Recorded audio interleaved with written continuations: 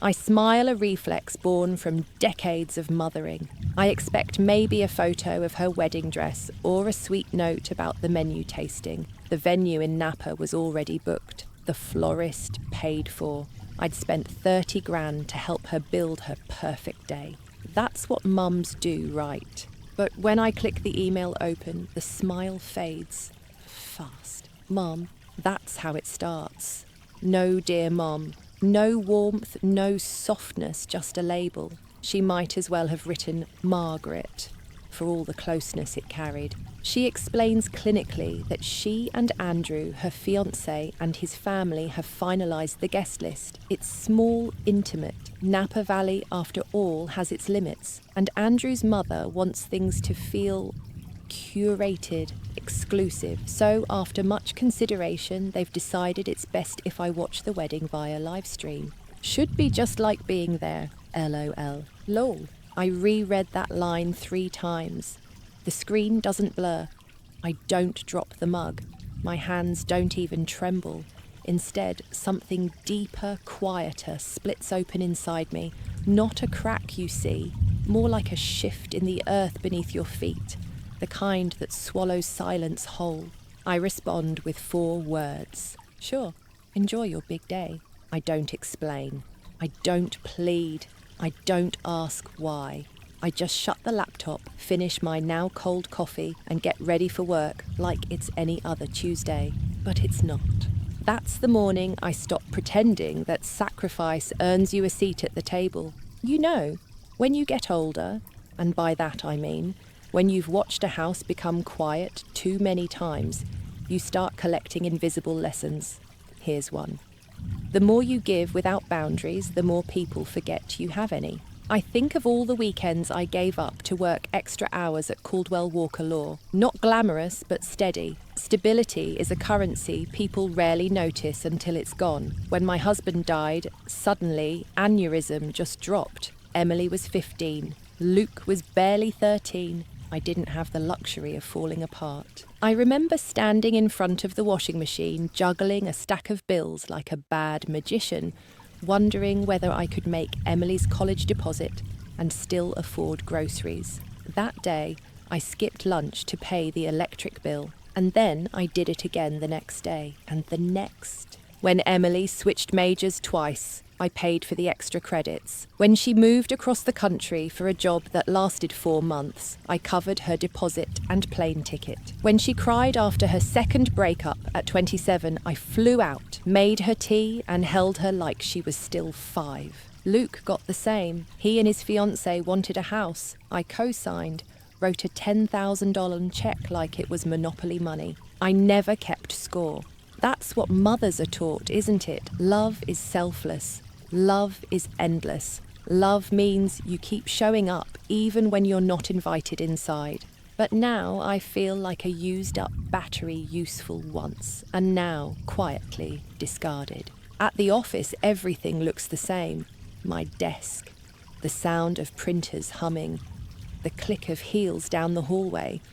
But it all feels far away. Robert, my boss, walks by. He's the kind of man who knows how you take your coffee and actually listens when you mention your kid's birthday. He places a latte on my desk, extra foam just the way I like it. "You look like you've seen a ghost," he says gently. I want to laugh. I want to tell him my daughter just uninvited me from her wedding, that after nearly 6 decades of giving, I've been downgraded to a spectator. Instead, I lie. Didn't sleep well. He nods. Doesn't press. That latte, that silence, it nearly breaks me. Because after all the noise in my head, someone just seeing me without asking for anything feels revolutionary. Old age wisdom for today, being needed, is not the same as being loved. Oh, and while we're on facts, did you know female octopuses die right after laying eggs because they literally give up their entire body to feed them? Motherhood in the animal kingdom, always a buffet. Anyway, my phone buzzes around noon. Emily, again. Her name lights up like a warning light. One call, then another, then texts. "Mom, please answer. This isn't funny. We need to talk." I don't answer. Not yet. For the first time, I think, maybe I shouldn't always be the one who picks up. Maybe silence has its own kind of gravity. The drive home that evening is unusually quiet, even for Oregon. A low mist hangs over the trees, like something out of a cheap mystery novel, and my wipers squeak just enough to drive me crazy. I don't bother with the radio. I need the silence now. It's the only thing that doesn't demand something from me. I keep thinking about those 4 words I sent Shaw. Enjoy your big day. I didn't cry when I wrote them. Didn't even pause. But as I pull into my driveway, I realise how heavy they actually are. 4 little words. But I swear they weigh more than all the sacrifices I ever made. There's a quote I read once, maybe on a tea bag or a sad girl's Instagram. You teach people how to treat you by what you tolerate. I think I've been an excellent teacher, straight A level. Inside the house, I kick off my shoes, hang up my bag, and do what I always do out of muscle memory more than anything else. Feed the cat, check the mail, reheat some leftovers. My body moves, but my mind is stuck caught in a quiet loop of realization. They don't see me anymore. They see what I can offer. A ride, a deposit, a check, a safety net. Somewhere along the line, motherhood became a transaction. And the truth is, I let it. I remember when Luke was 12 and wanted to play travel baseball. We couldn't afford the fees. I told him I'd figure it out, and I did. I babysat on weekends, cleaned out the attic, and sold every toy they no longer touched. I didn't even blink. Emily wanted ballet lessons. I said yes, always, yes. When my car needed new brakes, I said next month. When my winter coat tore at the sleeve, I stitched it and kept wearing it for 3 more years. When my friends went to Hawaii, I stayed behind and watered their plants. And I don't regret any of that, not really. But I regret believing that love had to mean total erasure. There's this academic phrase that stuck with me from a psychology article I once skimmed.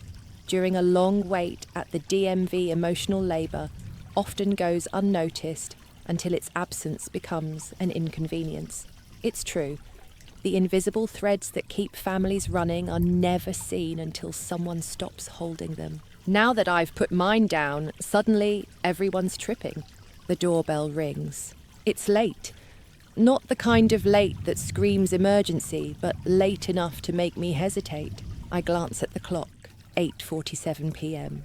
I open the door to find Luke, still in office clothes, his tie half loosened, looking like someone just yanked him out of a meeting and dropped him on my porch. "Mom," he says, stepping inside before I even invite him.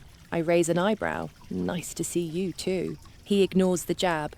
"Why aren't you answering your phone? Emily's freaking out." I gesture toward the kitchen. "Would you like some wine? I just opened a bottle." "Mum," he says again, tone sharper. Now she says, "You're not coming to the wedding, that you're being difficult." I pour myself a glass. Difficult? For not attending a wedding I wasn't invited to. He doesn't respond right away, just paces like he's rehearsing something. "Andrew's parents are traditional," he finally says. "They're footing most of the bill, and they wanted it small." I take a long sip of wine. I already gave her $30,000, and I was about to give her 50 more. He freezes mid-pace. "Wait, you were giving her another 50? Was." I set the glass down with a quiet clink. But not anymore. His face goes pale like I've slapped him. They're counting on that, Mom. The venue, the food, Not my problem anymore, I say, calm as a yoga instructor. His voice rises. "Of course it's your problem. She's your daughter. And I'm her mother," I say quietly. "A mother who was told to stay home and watch from a screen." He looks at me like I've grown horns. "You always make everything about yourself." Ah, there it is. I feel something inside me harden, not in anger, but in clarity. I've spent my whole life being told what love should look like. Quiet, endless, unquestioning. But now, it just feels like an old coat that no longer fits. "Get out of my house," I say. "What?" "You heard me, Mom." "No," I repeat. Still soft, still unshakable. I've given everything I had and I'm done being the villain in a story I wrote with love. He doesn't move for a moment. Then, slowly, he turns and walks out. The door clicks shut behind him with more finality than any slammed door ever could. I sit back down at the kitchen table and stare at the wine bottle. And here's the weird thing, I don't feel guilty. I feel free. It's like pulling off a mask you forgot you were wearing. I finish my glass, then refill it. Because why not? Somewhere in the background, the neighbour's dog barks and a car alarm chirps. The world keeps moving. My world, however, has just started to settle. Here's your quirky fact, for the night lobsters don't age the way we do. They don't weaken or lose fertility. They just keep going until something external kills them. Not a bad deal, if only humans could shed expectations like malted shells. I head upstairs, change into my softest pyjamas, the ones with the faded moons, and crawl into bed. As I pull the covers up, I glance at my phone. 9 missed calls from Emily, 2 from Luke. One voicemail simply says, "Mom, please don't do this." But here's the thing I already did. Morning comes with the usual hum of routine birds chirping just a little too enthusiastically, the coffee machine sputtering like an old man clearing his throat, and the vague ache in my knees, reminding me I should have stretched before bed. I sit at the kitchen table, phone face down, and breathe in the stillness. There's power in not rushing. Power in choosing slowness after a lifetime of being on call. I sip my coffee, strong black, no sugar. I used to drink it with cream, but one day I ran out and never went back. Funny how we adapt when no one's looking. My phone buzzes again and again. I flip it over and count 12 missed calls. Emily, Luke, and one number I don't recognise. Then the texts start rolling in like some kind of digital invasion. "Mom, please talk to me. This isn't fair. Why are you doing this?" The kicker comes 2 texts later. "The venue just called. The payment didn't go through. We're going to lose it if we don't pay by tomorrow. Andrew's parents are furious. They said this proves they were right about you." I blink, reread that line twice. Right about me. I smile into my coffee, though it tastes slightly more bitter now. Of course they think that. They don't know me. They've only seen the edited version Emily gave them. The one who helps, pays, agrees. They've never seen the woman behind the curtain, the one who hasn't had a full vacation in 15 years, or who taught herself how to fix a leaky faucet because the plumber quote made her cry. They wouldn't understand the way I've rewritten my needs in pencil, just so they could be erased at a moment's notice. You know what I realised? If someone only sees your worth when they lose your help, then they never valued you, just your utility. I open my work laptop and begin reviewing contracts like it's any other day. Paragraphs blur slightly, not because I'm emotional, but because I've learned to compartmentalise with Olympic precision. Robert walks by again, coffee in hand. "Same ghost still haunting you?" he asks with a light smirk.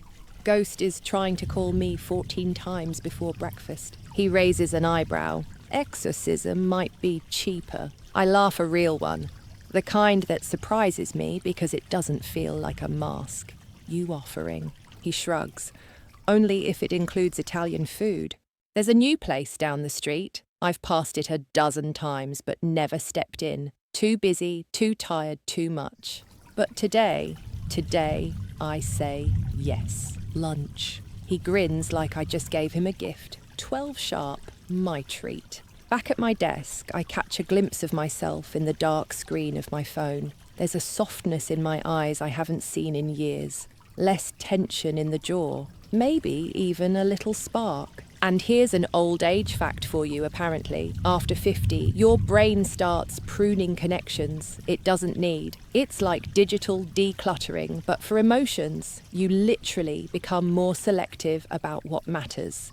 I think my brain's been doing a full Marie Kondo without telling me. At 11:59, I grab my coat. The restaurant smells like roasted garlic and rosemary, and the lighting is dim enough to feel like a secret. We sit by the window, Outside, people rush down the street, so many of them on phones frowning.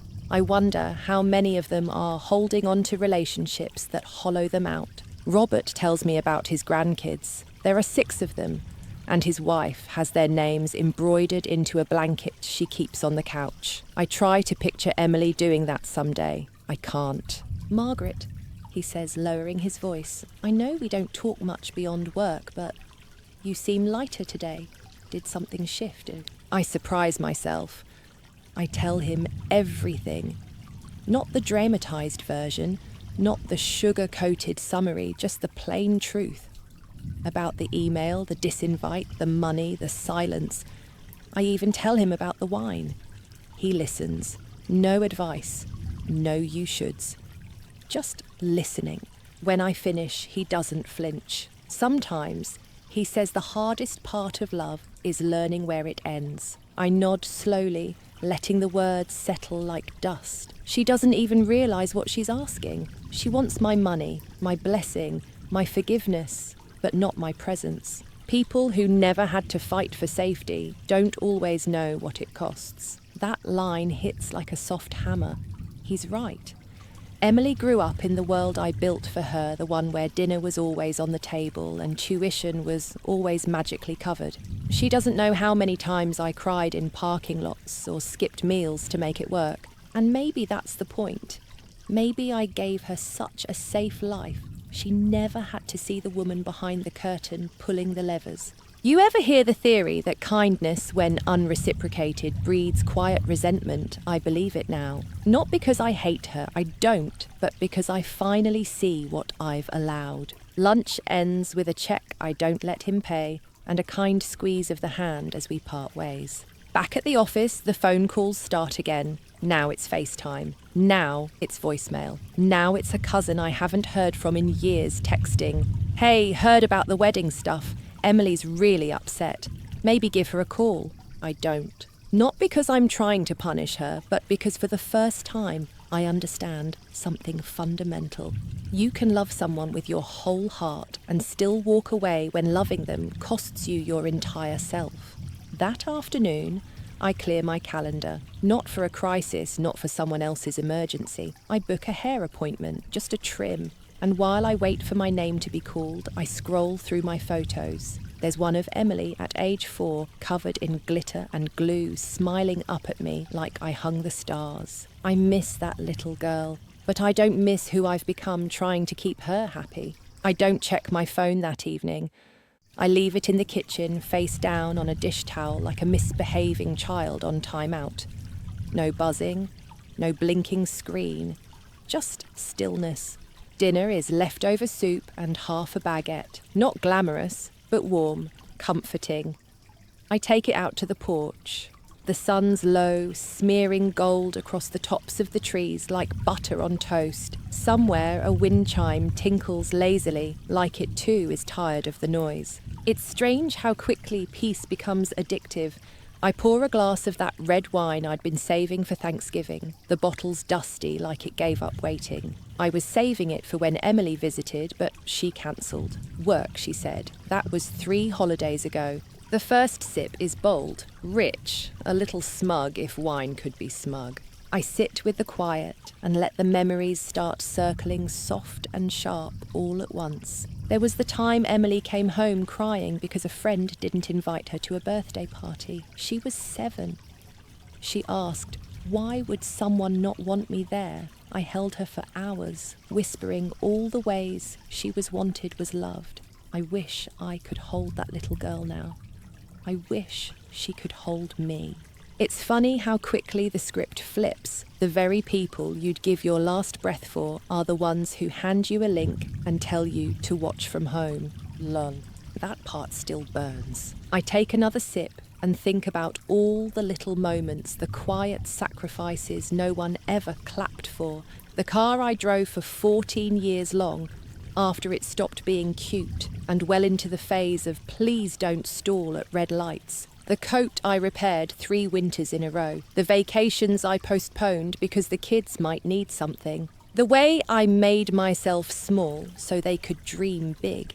Old age wisdom of the day, love without boundaries, becomes obligation dressed in guilt. And here's a fun fact to balance: the mood sloths can hold their breath longer than dolphins. Seriously, they can slow their heart rate and stay underwater up to 40 minutes. Now there's a creature that's mastered the art of going unnoticed, but on its own terms. Me, I think I've been slothing through motherhood for years, slow, steady, and completely underwater.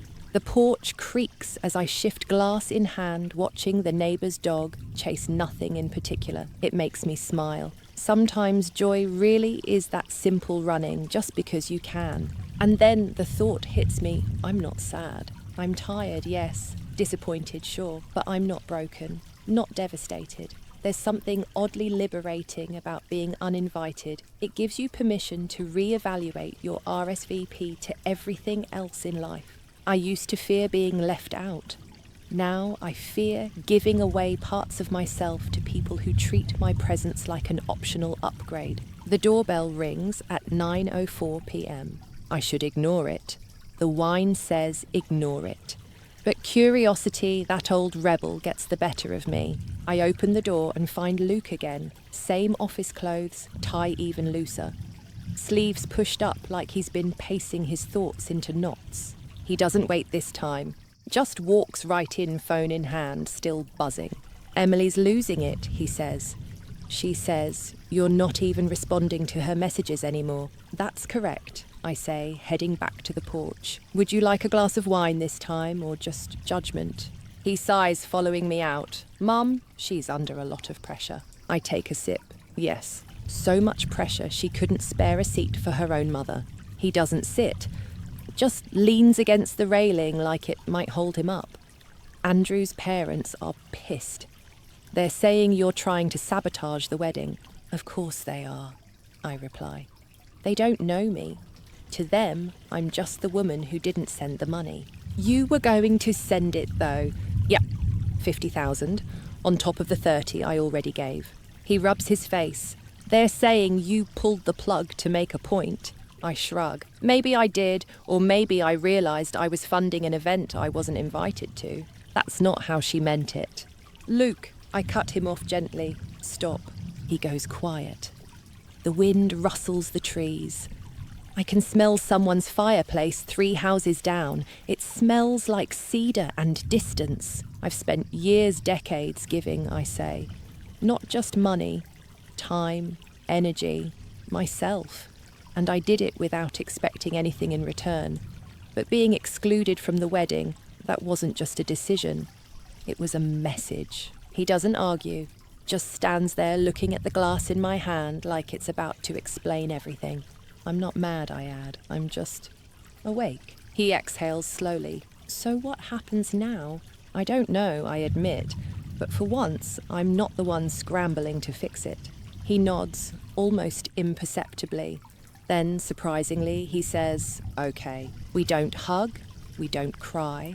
We just stand in the shared silence of 2 people realising something unspoken has changed forever. Eventually, he leaves. No door slam, just a quiet goodbye and footsteps fading down the path. I finish my wine, turn off the porch light, and for the first time in months, I sleep through the night. Morning light filters through my curtains like a polite knock, not harsh, not urgent, just there waiting for me to notice. I lie still for a moment listening. No buzzing phone, no early emails, no anxiety tap dancing on my chest. I get up slowly. Stretch. The house is quiet, but not in a lonely way, more like it's exhaling with me. Downstairs, I make oatmeal, top it with blueberries, and eat it on the porch in my robe. The breeze carries the scent of damp earth and last night's rain. It smells like a clean slate. It's 7:42 a.m. when the first text comes through. Please don't ruin my wedding. Subject line, that's it. I open the email and scroll. Mom, it begins. I know you're upset about the live stream thing, but this is extreme. We've lost the venue deposit. If we don't pay the remaining balance by the end of the day, Paris time, the caterer walks. Andrew's parents are furious. They said, this proves you can't be reasoned with. Please don't do this. We can talk about you attending the ceremony, but we need the funds first. I reread that last line. We can talk about you attending, but we need the funds first. Like my presence is a conditional perk, like attending my own daughter's wedding is a reward I have to earn back with dollars. No apology, no reflection, just negotiation. I close the laptop. I don't scream.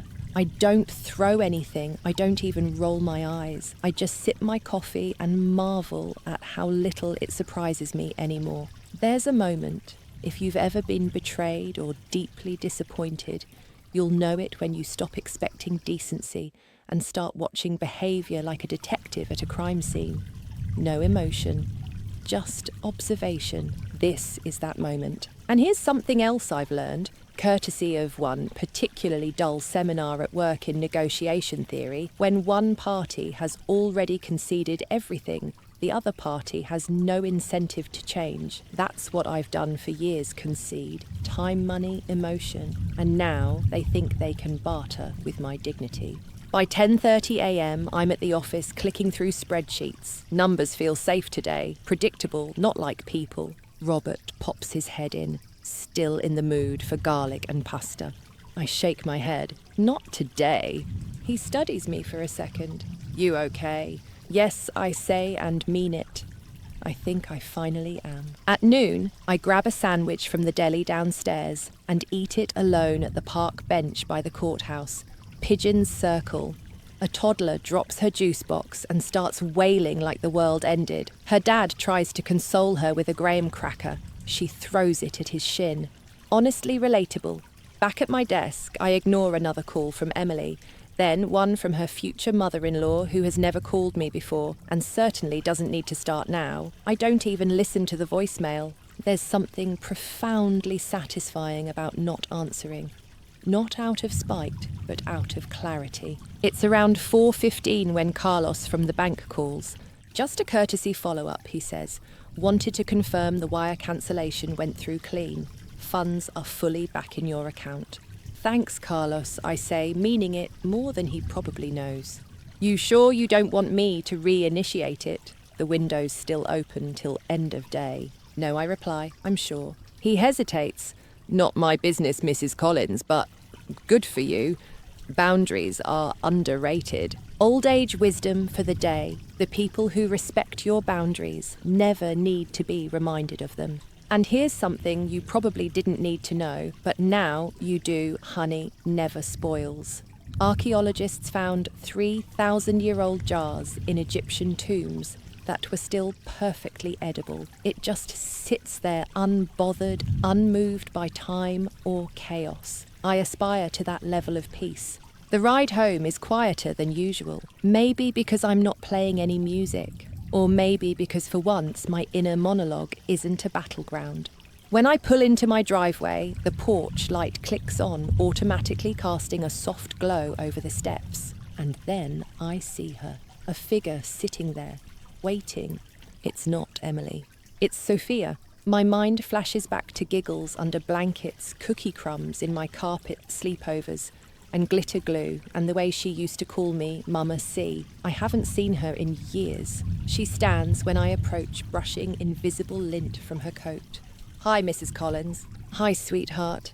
The words leave my mouth before I even think them. I'm sorry to show up unannounced, she says. I didn't know how else to do this. It's okay, I say, unlocking the door. Come in. I was just about to make some tea. She follows me into the kitchen. Her eyes scan the walls like she's looking for ghosts of our past. The kettle hisses to life. The clock ticks. My heart does something odd, something I haven't felt in a long time. Tenderness. Emily sent you, I finally ask. She hesitates. Yes, but not to argue, not to convince you. I hand her a mug. Chamomile, safe. She's a mess, Sophia continues. They lost the venue. The florist dropped out. Andrew's parents are threatening to cancel everything. I say nothing, just sip. The silence makes her nervous. She knows she messed up, Sophia says. She just doesn't know how to fix it. There it is. The crack in the armour. Is that why you're here, I ask? To fix it? No, she says, eyes soft. I'm here to ask, is there anything she can say or do that would change your mind? I look at her for a long moment. Really look. She's still got the same shy smile, but the girl is gone. A woman stands in front of me now. And me, I'm no longer the woman who would have said yes before hearing the full sentence. No, I say gently, there isn't. Sophia doesn't flinch. She just nods slowly, like someone accepting a diagnosis they already suspected. Not even if she apologises, she asks. I hand her a napkin, not because she's crying, but because I remember what it feels like to need one before the tears actually fall. Words are easy, I say softly, especially when people are desperate. But love that waits until the money disappears to make room for you, that's not love. That's convenience. Sophia looks down into her tea like the answers are floating in it. I get it, even if she doesn't. I'm sorry, Mrs. Collins. You don't need to be, I reply. You were always a good friend to her. She smiles a little. You always made the best French toast. I chuckle. The secret was cinnamon and forgetting the calorie count. We sit in silence for a moment. Just two women, different generations, same ache. Disappointment has a way of binding strangers better than blood sometimes. Finally she stands. I won't keep you, she says, but for what it's worth, I think you're doing something really brave. I walk her to the door. The porch light casts her in soft gold, and for a second, I see her as that little girl again, missing a tooth, wearing mismatched socks, asking if we have more syrup. I hope she learns, I say as I open the door. Me too, Sophia replies. But even if she doesn't, I think you did. Then she's gone. And I finally close the door on a version of myself I've been outgrowing for years. That night, I don't cry. I don't pace. I don't check my phone. Instead, I do something simple. I change my bed sheets, fresh linens, lavender-scented detergent. It's mundane, maybe, but it feels like a quiet declaration. This house, this bed, this life, it belongs to me now. Here's a truth I wish someone had told me when I was younger. Being a good mother doesn't mean being a bottomless well. Wells run dry. And when they do, no one thanks the well. They just find another source. The wedding, as I soon learn, never happens. Not as they planned anyway. I hear about it through Luke. He texts me a few days later. Just a line. They did something small in Andrew's parents' backyard. No photos, no details, just a vague afterthought, like a postcard from a place I was never invited to visit. And honestly, that's fine. It's strange how things fall apart when you stop holding them up, not out of spite, but because your arms are tired and your spine deserves rest too. At work, I return to routine. Contracts, paperwork, coffee that tastes slightly burnt because Brenda from accounting hasn't figured out the new machine. Life in all its mundane glory. But there's a shift. People smile at me more, or maybe I'm just looking up more. I say yes to lunch invites. I wear lipstick again, not for anyone, just because red makes me feel awake. Here's your quirky fact of the day. Sea otters hold hands when they sleep, so they don't drift apart. Isn't that the most heartbreakingly hopeful thing you've ever heard? I think we all want that to be held while we sleep, to not be forgotten. Maybe I was holding on too long to people who let go of me years ago. Emily sends one last email. A long one. It's half apology, half justification. She says she was trying to keep things simple, that Andrew's mum was insistent, that she didn't realise how much it would hurt me, that everything spiralled too fast, that she misses me. I read it once. Then I archive it, not out of malice, but because I'm not interested in replaying what's already done.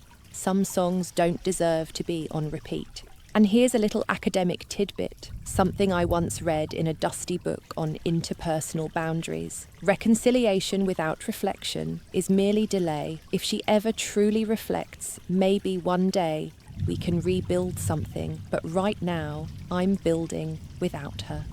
Luke texts again. She's not well, I reply. Neither was I, for years. He doesn't respond. And that too is okay. I start walking in the evenings, just around the block. The air smells like moss and memory, but lighter now. My joints complain a little, but they've got nothing on my soul from last year. That girl was limping inside and pretending to run. Sometimes I pass neighbours I've lived near for a decade, but never really known. A retired couple with matching windbreakers. A woman who leaves out fresh bread for the crows. A man who always waters his lawn, shirtless, and probably shouldn't. It's the kind of quiet community I never had time to notice before, and now, suddenly, it feels like mine. One evening, I walk past a pottery studio I've driven by for years, but never entered. There's a handwritten sign in the window, beginner's wheel class, Tuesday 6 p.m. All are welcome. I stop. I don't walk in. Not yet. But I don't keep walking either. I stand there for a long minute, watching the light spill onto the sidewalk, listening to the hum of spinning wheels and laughter behind the door. Then, almost without thinking, I take out my phone and snap a photo of the flyer, for once, not for anyone else, just for me. The next Tuesday, I show up at the pottery studio 5 minutes early, not because I'm eager. Okay, maybe a little, but mostly because I'm terrified of walking in late and being stared at like the new kid in school who brought tuna sandwiches. The room smells like wet clay and burnt coffee. A fan whirs lazily in the corner, and indie folk music plays low from an old speaker on the shelf. The instructor, a woman named Janelle, with paint on her jeans and a voice like chamomile, waves me in with a warm, paint-smudged hand. First time she asks, though the question is mostly rhetorical. My eyes are wide enough to confirm it. First time making anything that doesn't involve dinner or a budget spreadsheet, I say. She laughs, then hands me a towel, a sponge, and a lump of clay that looks a lot like my weak, heavy shapeless, and somehow already drying at the edges. We begin. And let me tell you something, spinning clay is harder than it looks. The wheel doesn't obey logic or willpower. You have to feel it, center it, guide it without gripping too tightly. It's basically yoga for your hands, if your hands were terrible at yoga and your clay kept flying off like a disgruntled pancake. But slowly, something takes shape. Not beautiful, not symmetrical, but mine. Across the room, someone's mug collapses. They laugh. Someone else says they've been coming for months and still can't make a decent bowl. Janelle shrugs and says, sometimes the process is the product. I want to cross-stitch that onto a pillow. After class, I linger. Not on purpose, just not in a hurry. Janelle tells me about the weekend raku firing they're doing in 2 weeks. I nod, pretending I know what that means. Spoiler, I googled it later. It involves fire. I'm in. When I get home, I leave my clay-covered shoes by the door and place my lumpy, almost bowl on the kitchen table. I stare at it like a newborn, proud, a little confused, slightly embarrassed at how happy it makes me. Then I realise it's the first thing I've made with my hands in years that wasn't meant for someone else. The next morning, I open my closet and see it differently. Not in a Marie Kondo way, but in a maybe I don't need these versions of myself anymore way. I find dresses I bought for parent-teacher nights, shirts I wore to college tours, and scarves I kept in case Emily needed them for something she never asked about. I donate 3 bags. No hesitation. Old age wisdom of the day. Clearing space in your closet is the first step to clearing space in your life. Also, here's a ridiculous but true fact. Wombat poop is cube-shaped. No one really knows why, but the leading theory involves muscle contractions in the intestine. Imagine carrying that knowledge around at parties. You're welcome. Anyway, a week passes, then another. The texts from Emily stop. The silence once terrifying is now peaceful. like a room you finally finished cleaning and don't want anyone walking through with muddy shoes. One evening, I call my friend Marla, whom I haven't spoken to in months. We meet for coffee. She looks surprised to hear from me.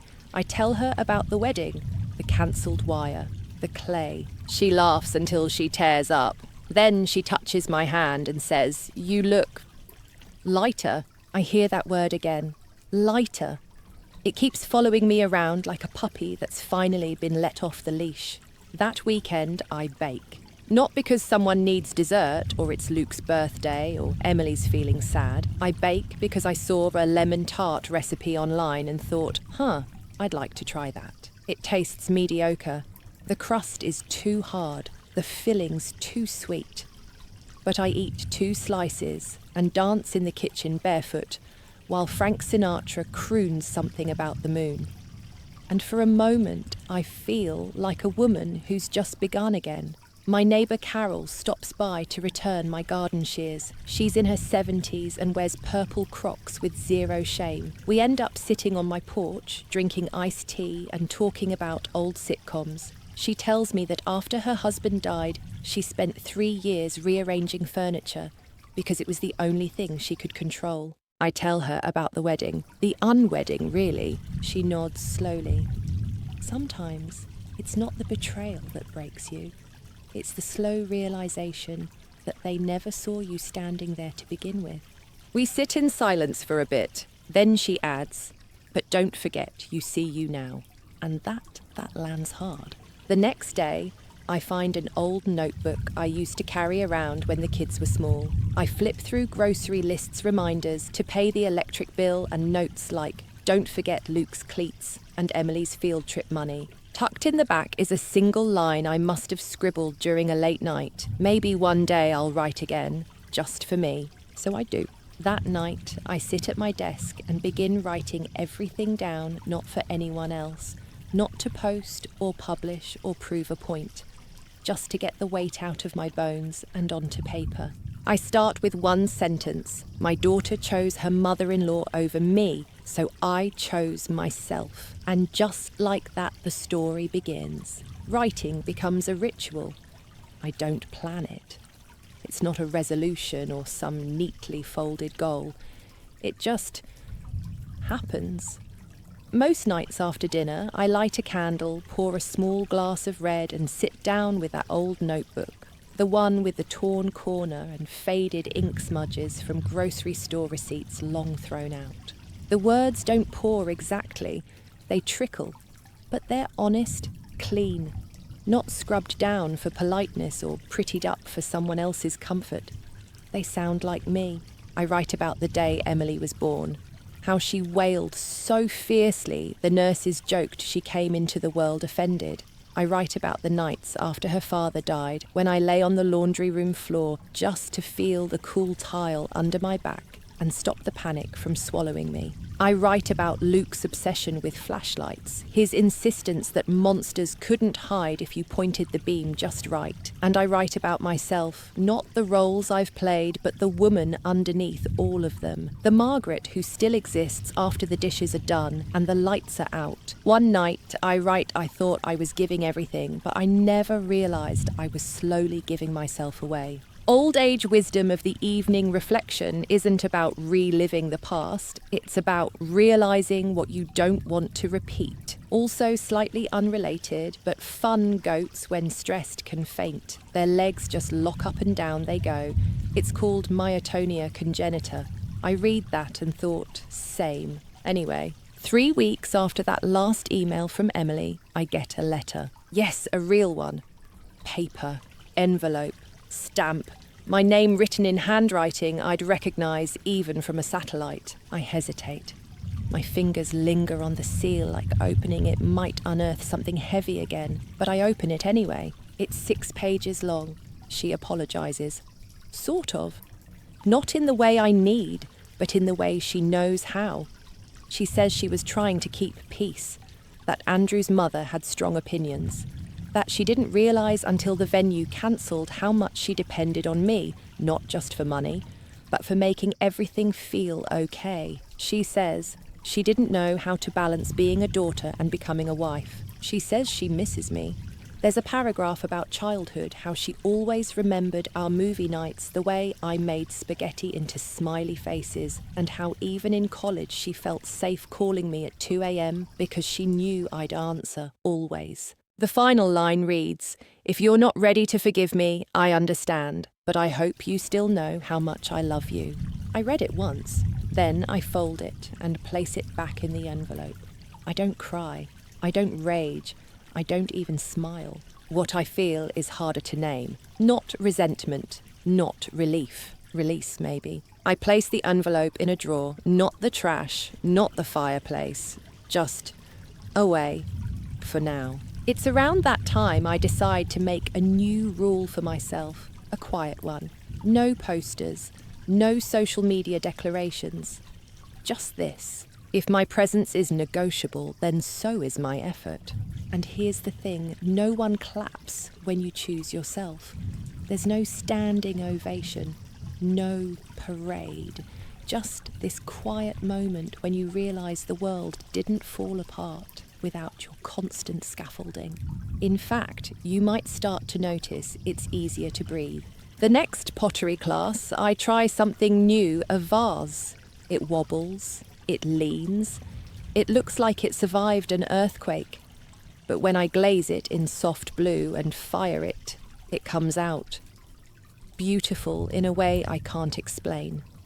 Imperfect, yes, but completely mine. I take it home and put it on my windowsill, fill it with eucalyptus and rosemary, not because I'm expecting guests, just because I like the way it smells when the sun hits. I tell no one about Emily's letter. Not Luke, not Marla, not Robert, even though he asks how things are going. I just smile and say, I'm good, and I mean it. Because I've learned something they don't teach you in all those parenting books and Pinterest boards. Sometimes being a mother means stepping back so your child can see who you are without the halo, without the superpowers, without the checkbook. Just you. A woman, a person, a life. I still love Emily. Of course I do. But that kind of love doesn't vanish. It just changes shape. It stops running toward fire. It stops begging at the door. It becomes something quieter, something like acceptance. That weekend, I take myself out to brunch. Just me, eggs Benedict and coffee strong enough to restart a heart. I bring a novel and sit by the window. No one needs anything from me. I don't check my phone. I don't rush. The waitress calls me Hun. I tip her generously. On the way home, I pass by a boutique and see a silk scarf in the window, navy with golden cranes stitched along the edges. I buy it without asking myself who it's for. Later, I wear it to the studio and Janelle says, "You look radiant." I smile and say, "Thanks. I'm getting used to that." There's something about routine that feels sacred when you finally choose it for yourself. My mornings are quieter now, intentional. I wake before the alarm, stretch, open the windows. Oregon's early summer air is gentle, cool enough to need a robe warm enough that the breeze feels like a secret. The coffee pot gurgles like an old friend clearing its throat, and I take my mug to the porch where the trees, as always, just keep doing their thing, growing, shedding, beginning again. It's funny. I used to think peace would be dramatic, a grand breakthrough, a standing on a mountain moment, but it's not. It's a Tuesday morning where no one is asking you for anything.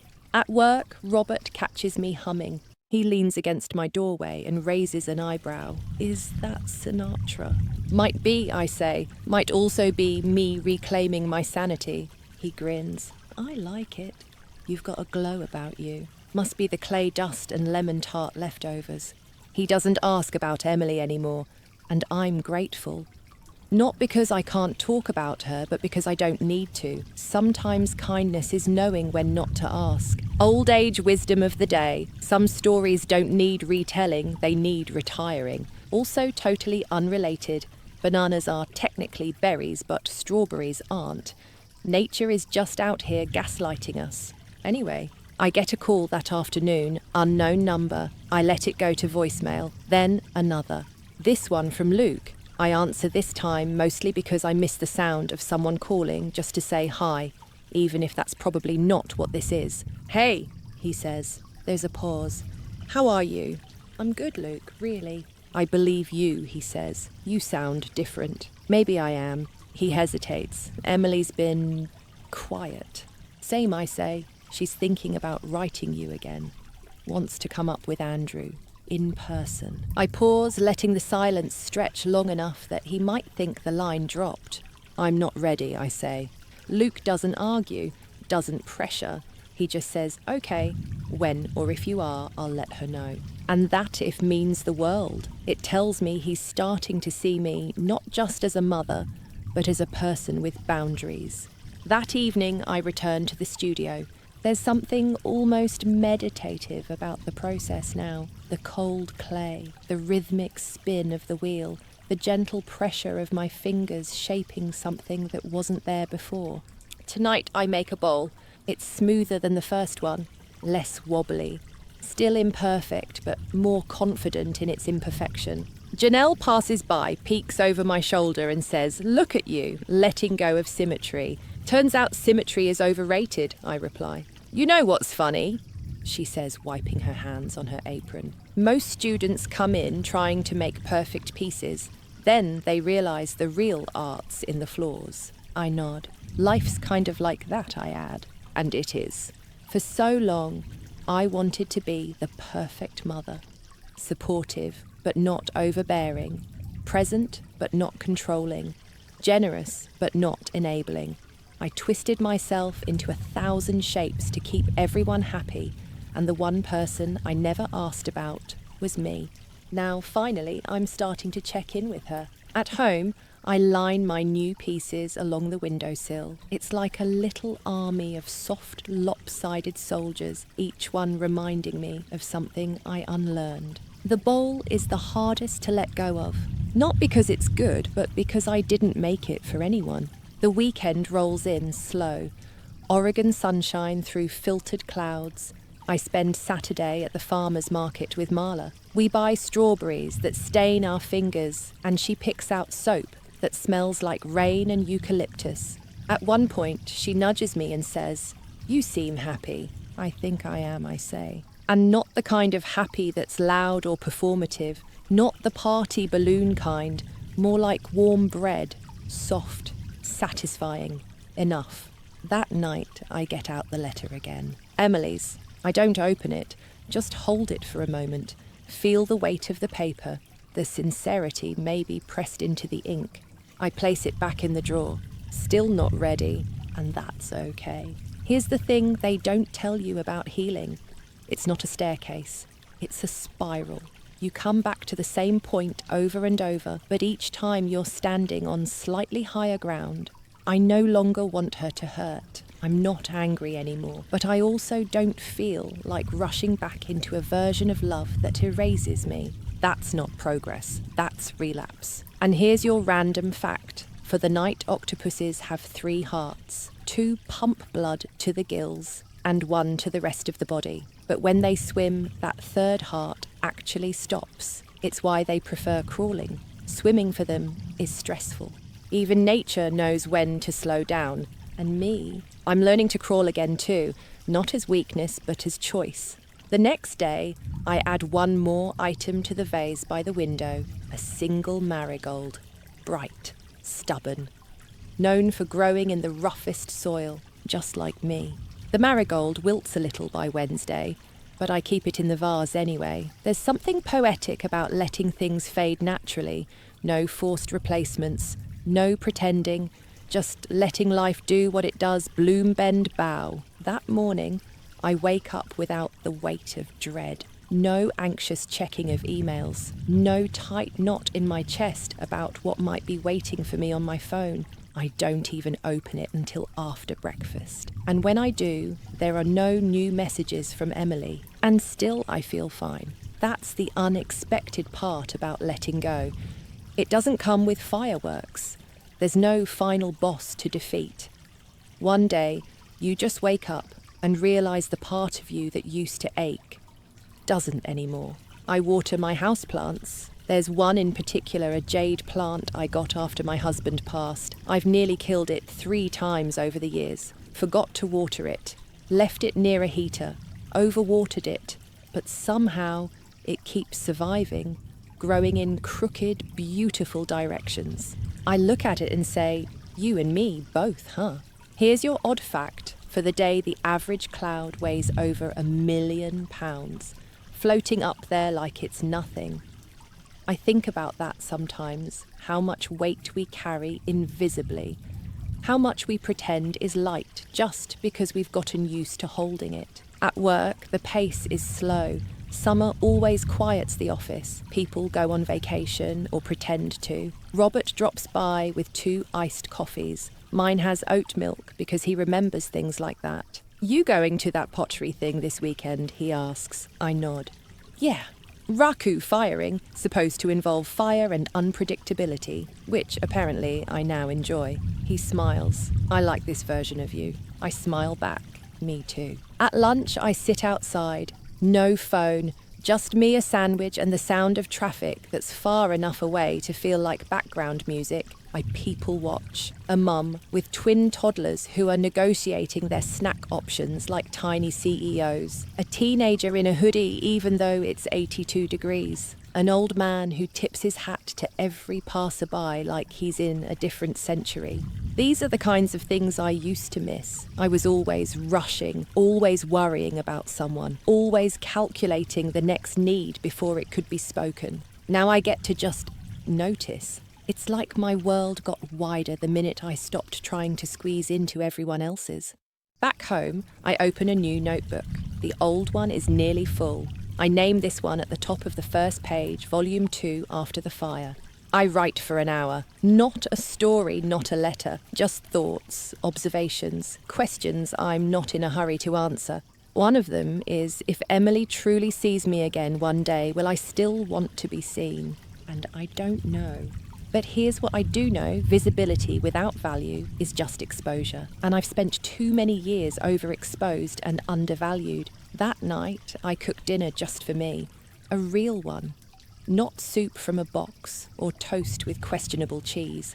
I roast vegetables, bake salmon, pour a glass of crisp white wine and light a candle, not because anyone's coming over, but because I deserve the ambience. Halfway through dinner, I realise I'm smiling. Not at anything, not for anyone. Just because. I leave the dishes for the morning, a small rebellion. I take a book out to the porch instead. The air is thick with the smell of jasmine and fresh-cut grass. Somewhere a neighbour is playing guitar, not well but earnestly, and the sky is bleeding into night, slow and forgiving. My phone buzzes once, just once. I look. It's a message from Luke. Just wanted to say, I'm proud of you, Mom. I don't respond immediately. I let the words rest. A few minutes later, I text back. That means more than you know. There's no reply, but I don't need one. You know, there's this academic debate about resilience. Some say it's about bouncing back. Others argue it's about growing forward. I think it's both.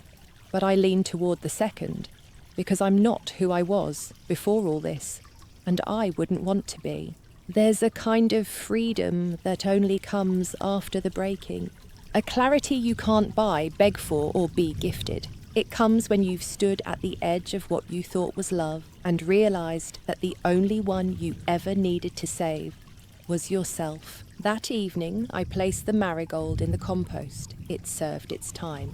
The next morning, I clip a sprig of lavender from the backyard and place it in the vase. Fresh, unapologetic, known for its ability to soothe, just like I'm becoming. Saturday arrives with the kind of anticipation usually reserved for road trips or first dates. I wake up early, beat the sun to the window and make myself a hearty breakfast eggs toast, half an avocado because I'm fancy now. I wear my softest jeans, the ones that hug without squeezing, and a linen blouse I bought on impulse last fall and never had the confidence to wear. Today I wear it for the fire.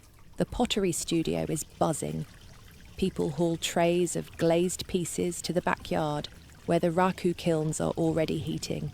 There's excitement in the air, nervous, chatty, smoky. Someone drops a vase and curses so loudly, the instructor just raises an eyebrow and keeps stirring her coffee. Raku firing is chaos in ceramic form. You place your piece into a red-hot kiln, then yank it out with long metal tongs and drop it into a container of combustible materials, paper, leaves, sawdust. The result, a shock of smoke and flame followed by unpredictable finishes, crackles, metallics, dark veins where the heat touched too hard. It's wild, messy, and exactly what I need. I hand over my vase, say a quiet goodbye like I'm sending it off to war and step back. 10 minutes later, it's in the barrel flames, licking the rim's smoke curling like incense around the lip. I feel something flutter in my chest that I don't quite recognize at first. It's not anxiety, it's awe. When the fire dies, we open the barrel. My piece emerges like a relic, blackened in places but shimmering where the glaze caught just right. Janelle hands it to me with thick gloves and a wink. Perfectly imperfect, she says. I nod, just like me. Back home, I place it on the mantel next to the photo of me and the kids from years ago, one of those cheesy Olin Mills portraits where we all wore denim and nobody told me my bangs were attacking my eyebrows. I smile at it anyway. That version of us was real. So was the woman behind it, who worked 2 jobs and made boxed mac and cheese taste like a 5-star meal. But I've changed. And that version of me, she deserves a spot on the shelf too. Not hidden, not edited, just included. Old age wisdom of the day, rebirth doesn't mean you discard your past. It means you carry it differently. And hey, off-topic fact, jellyfish don't have hearts or brains. Just nerves and rhythm, which means some of us are probably more like jellyfish than we think, just floating around on instinct and vibes. Speaking of instincts, mine have started talking louder lately, clearer. I used to override them constantly. Oh, she didn't mean it that way. He's just stressed. Maybe I'm being too sensitive. But now I listen. When my stomach tightens, I pause. When something feels off, I don't explain it away. I go grocery shopping and say no to a neighbour's last-minute invite to help set up her son's graduation party. Not because I'm bitter, not because I'm busy, but because I want a quiet Saturday evening to myself, and that I've learned is enough. Boundaries don't make you cruel. They make you clear.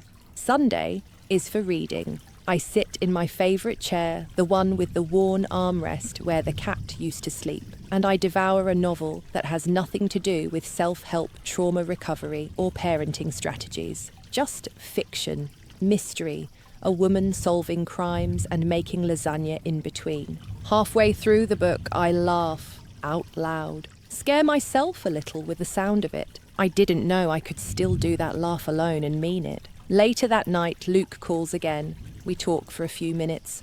Light stuff. How work's going. His dog's latest escape from the backyard. He doesn't bring up Emily, and I don't ask. There's a tenderness to our silence now, like we're both afraid to jostle something fragile. Before he hangs up, he says, "Mom, yes, I think you're the strongest person I know." I don't say anything right away. Then softly, "Thank you. That means more than you know."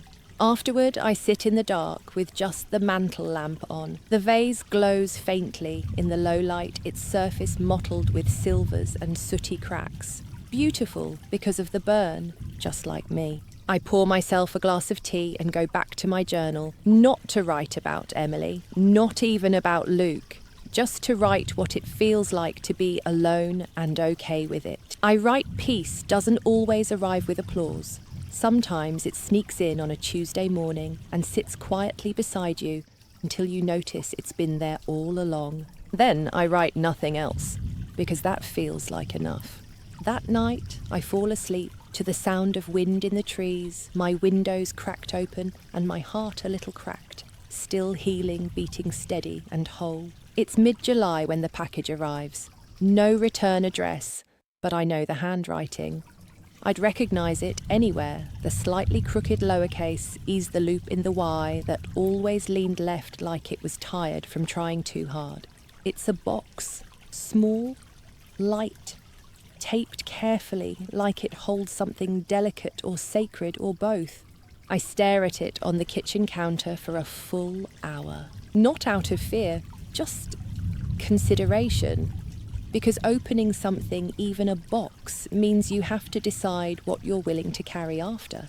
Eventually, I open it. Inside is a stack of photos. Loose, no frames, no captions, just moments. Emily at age 3 covered in spaghetti sauce beaming. Luke with a missing front tooth mid-laugh. A beach trip I barely remember because I spent most of it worried about sunscreen and whether the hotel had clean sheets. A Christmas morning when money was tight, but somehow we made it magic with homemade gifts and cinnamon rolls. Beneath the photos there's a letter, not an email printed out, handwritten, 8 pages. I don't read it right away. I sit with the photos first. Let them breathe. Let me breathe. Eventually, I pick up the letter. It starts simple. Mum, I don't know where to begin, but I'm going to try. This time it's different. Less defense, more ownership. She doesn't blame Andrew. She doesn't excuse her choices. She says she was wrong. That she forgot I wasn't just Mom, but a person. That she treated me like a safety net instead of a human being. That she saw the money and not the love behind it. She writes, "You taught me how to love, and then I turned around and used that love against you." She says she thought letting Andrew's parents take over was the path of least resistance. She didn't realise until everything fell apart that she had built something on someone else's foundation. And now she's wondering if it's too late to rebuild with me. She ends with, "I don't want anything from you. I just want the chance to see you, really see you, not as what you give, but who you are." I read the letter twice, then fold it neatly and place it back in the box. Then I sit down at my desk, open my notebook. I write, "I think this time she meant it, but I don't call, not yet." Healing doesn't sprint. It strolls, and I've learned to walk at my own pace. Later that afternoon, I go for a drive. No destination. Just the windows down, my favourite old playlist humming. It's mostly 70s stuff, Fleetwood, Mac-Joni Mitchell, A Little Carole King. Women who sang about loss and freedom in the same breath. I stop at the coast, walk the boardwalk barefoot. Let the wind tangle my hair. There's a little stand selling hand-painted mugs. I buy one with a tiny bee on it and the words "Still Here" across the rim. Back home, I make tea in my new mug and sit on the porch. Old age wisdom of the day. Not every apology needs to be accepted, but some are worth hearing. Random but real fact. Swans mate for life. But if their partner dies, they don't always find another. Sometimes they just keep swimming solo, not because they're broken, just content. That night, I run my fingers along the vase I made in Raku. The place where the glaze cracked is my favourite part. It reminds me that even fire doesn't ruin everything. Sometimes it reveals the shimmer underneath. Luke texts again. She's really scared to reach out, but she wants to. Can I give her your number again? I stare at the screen, then type yes, but no promises. He sends back a thumbs up. Simple, respectful. I appreciate that. Around 9:30 p.m, the stars come out in full force. I lean back on my porch chair blanket across my lap and think about something I heard once on a podcast. Forgiveness is a gift you give yourself first. I used to think forgiveness was an open door. Now I see it more like a window you control when it opens how far and whether anyone's allowed to come in or just look through. Tonight the window is cracked. Maybe that's enough. It's the next weekend when she calls. No warning. No dramatic text. Just the screen lighting up with her name Emily and my heart beating like someone dropped a drum inside my chest. I don't answer right away. I let it ring twice, 3 times, 4, and then I pick up. There's a pause, just breathing on both ends, and for a second I wonder if she hung up. Then her voice, small but steady. "Hi, Mom." It's amazing how 2 words can feel like an earthquake. "Hi," I say back. Another pause. I wasn't sure you'd answer. I wasn't sure I would either. She lets out a breath that sounds like she's been holding it for months. Maybe she has. Can I talk? She asks. Just for a few minutes. I nod, forgetting she can't see me. Go ahead. She begins carefully, like she's afraid of triggering a trapdoor. She talks about the aftermath, the wedding that never happened as planned, the backyard ceremony that felt more like a formality than a celebration, how even the cake showed up late and wilted in the sun. She says she kept looking at the empty chairs and thinking one of them should have had you in it. I tried to act like it didn't matter, she admits, but it did. It really did. Her voice cracks. Just a little. I was so embarrassed, Mom, and angry at you, but underneath that, I was angry at myself. For what I did. For what I didn't see. I don't say anything, because what can I say to that, except maybe I know. I didn't just hurt you, she continues. I also lost you, and I don't think I even realised how much until everything else fell apart. Another pause, a longer one. Would it be okay if we started over? She asks. Not from scratch, but from here, where we are. Not perfect, not pretending. I look out the window. The marigolds have come back. New ones, wild, bright. And I'm not sure if I'm ready for a full reconciliation, but maybe that's not what this is. Maybe it's just a quiet step towards something less broken. So I say, okay, from here. She exhales again. It sounds like relief. We don't talk for long, 20 minutes maybe. She tells me she's been seeing a therapist, that she's thinking about going back to school, that Andrew and his mother are complicated. I should have stood up for you, she says, and I didn't. I don't absolve her, but I do acknowledge the growth, and that maybe is even more powerful. Old age wisdom of the day. Maturity isn't about having all the answers. It's about finally being able to ask the right questions. Fun fact for today's emotional roller coaster, flamingos are actually born grey. That fabulous pink hue comes entirely from what they eat. A reminder that sometimes it's the nourishment we allow in that shapes how the world sees us. After we hang up, I feel something new. Not closure, not forgiveness in full, but possibility. That evening, I take a walk, just around the block. The neighbours wave. Carol, the purple Crocs woman, is trimming her hydrangeas. I stop to chat. I heard from Emily, I tell her. Her eyebrows rise. Good. I think about it. Different, I say. She nods. Sometimes different is good.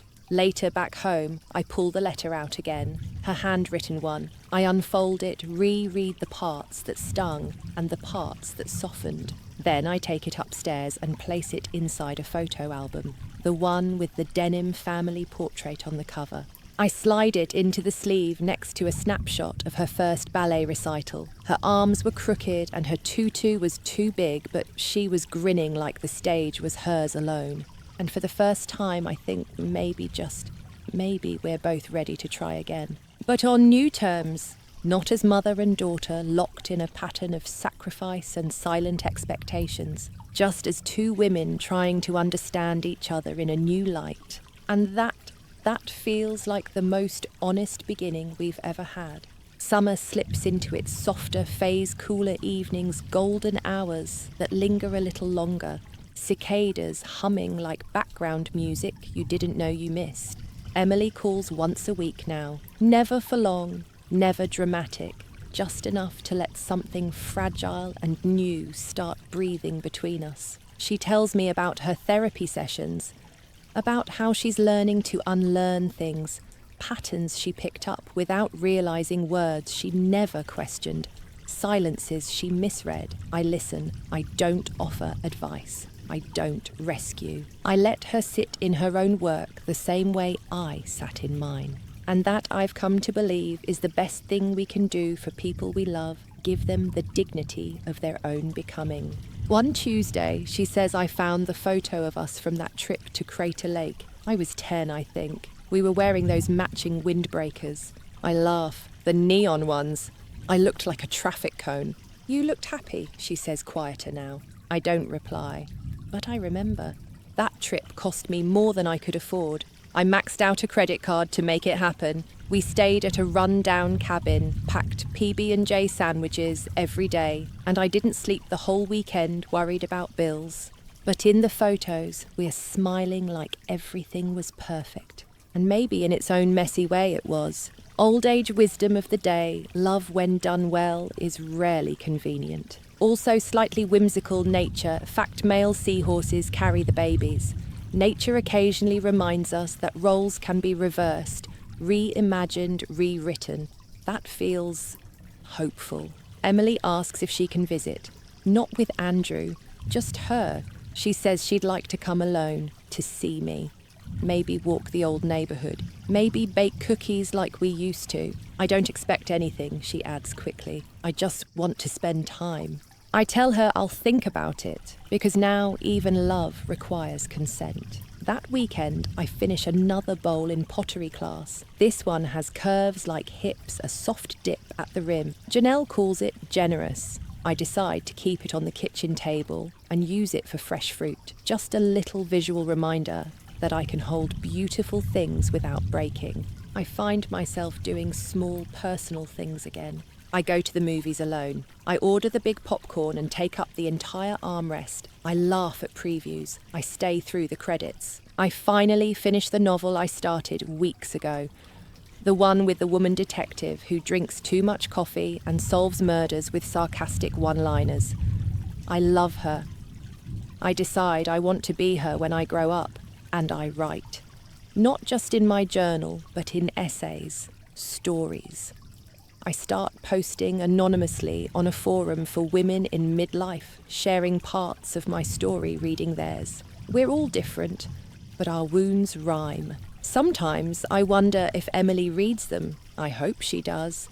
Not to feel guilty, but to understand. One morning, I wake up to find a package on my porch. Inside is a small box of loose tea, a handwritten recipe for those cinnamon-spiced French toasts I used to make, and a note.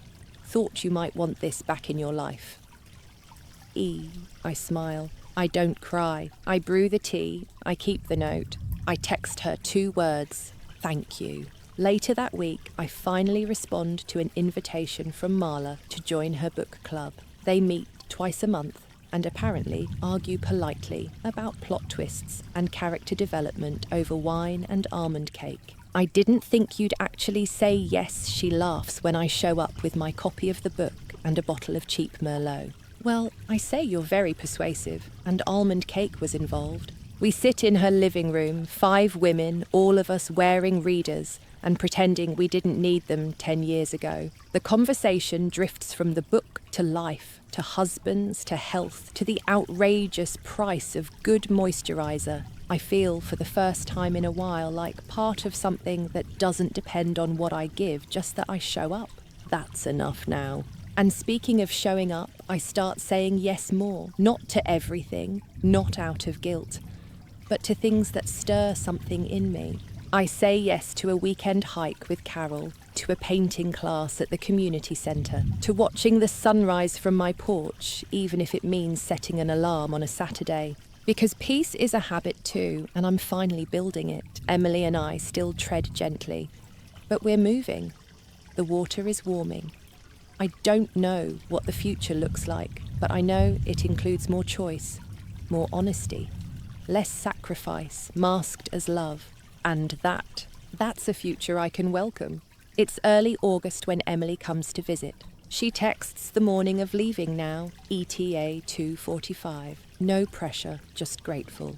I read it over twice before putting the kettle on. My kitchen smells like citrus and clean counters. I've prepped nothing elaborate, just a pitcher of iced tea, some fruit, and 2 slices of that almond cake I swore I wouldn't buy again after eating half last time. I don't clean the house like a madwoman. I don't light candles to mask reality. I don't even fuss with my hair. I just open the windows, fluff the cushions, and let my space be exactly what it is, lived in soft mine. At 2:43, her car pulls into the driveway, and for a second my breath catches, not because I'm scared, but because it's been a long time since she walked through my door, not needing something, just showing up. She steps out slowly. No makeup, jeans, a canvas bag slung over her shoulder, like she's prepared for something but hasn't quite decided what. "Hi," she says. "Hi," I reply, holding the door open. "You made good time." She walks in, pauses in the entryway, looks around like the house might have changed. Maybe it has. "It smells like you," she says. Tea and lemon. Still the same tea. She smiles faint. Unsure, I remember that. We sit at the kitchen table, the same table I cried at, the same one where I sent that 4-word email. The silence between us is wide but not cold, just waiting. "I brought something," she says, reaching into her bag. It's a small ceramic dish, pale blue, slightly uneven, a thumbprint pressed into the side. "I took a class," she says, almost sheepish. "I wanted to know what it felt like to make something with my hands, something imperfect, something that required patience." I take the dish. It's light but strong, fragile but deliberate. I trace the lines of glaze and feel something press up behind my ribs, gratitude maybe, or grief in a new shape. "I love it," I say, and I do. We sip tea. Talk about small things first. The drive, her new office, how Andrew's learning how to make pasta from scratch. Eventually, we get to the harder things. "I've been thinking," she says, "about all the times you showed up for me and how I treated it like a guarantee." She doesn't cry. Neither do I. "I didn't know how to draw boundaries," she admits. "And when you finally did, I felt betrayed. But now I see it wasn't betrayal. It was truth." I nod slowly. Let that settle.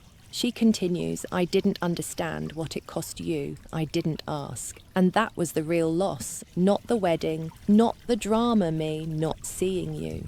I sip my tea. It's warm but no longer hot. That feels right. "You see me now?" I ask. She looks up. "I'm trying to.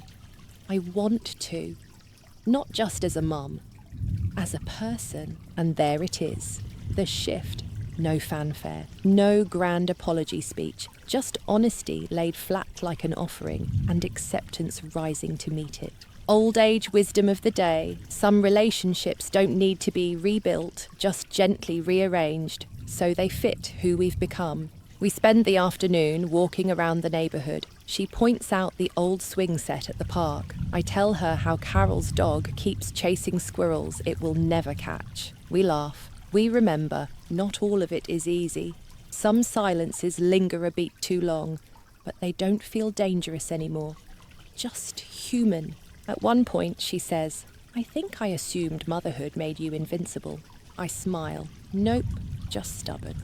Back home, we sit on the porch with more tea wrapped in soft blankets as the air cools. The sky does that Oregon thing where it blushes pink and orange like it's embarrassed to be this pretty. And here's your final quirky fact. The word daughter comes from an old Proto-Indo-European root meaning milkmaid, literally someone who tends, nourishes, sustains. But no one tells you that milkmaids grow up, and sometimes they stop milking for others and start feeding themselves. Before she leaves, she hugs me, really hugs me. Not the fast, polite kind.